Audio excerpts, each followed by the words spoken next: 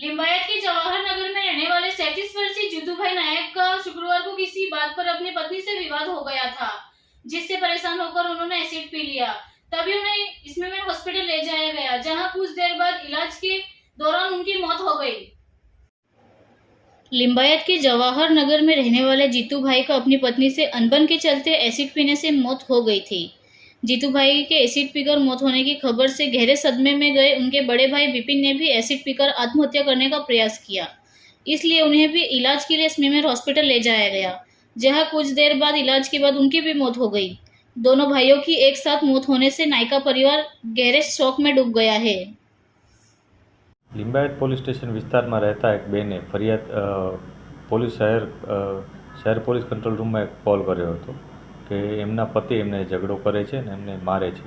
આ બાબતને અનુસંધાને તરત જ પીસીઆર વાન એમના ઘટના સ્થળે પહોંચી હતી।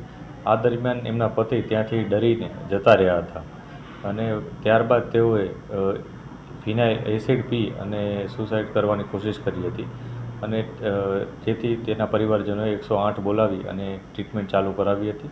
ટ્રીટમેન્ટ દરમિયાન તેમનું મૃત્યુ થયું હતું, જે બાબતે અનનેચરલ ડેથનો કેસ રજીસ્ટર કરી અને તપાસ ચાલુ કરવામાં આવી હતી। પીએમ પણ કરવામાં આવ્યું છે। આ બનાવ 18 તારીખનો હતો સાંજનો।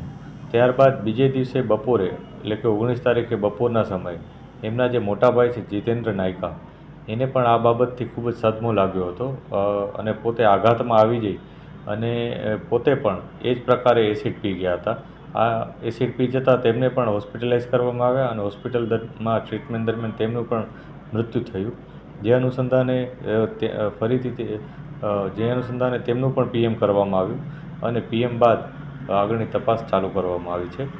આ સમગ્ર બનાવમાં પોલીસ તમામ એંગલથી તપાસ કરી રહી છે, જેમાં મેડિકલ એવિડન્સીસ, મોબાઈલની વિગતો, એના પરિવારજનોના નિવેદનો વગેરે અમે તપાસી રહ્યા છીએ અને જે પણ અમને આગળ પુરાવા અને બાબતો સામે આવશે એ મુજબ આગળની કાર્યવાહી કરીશું।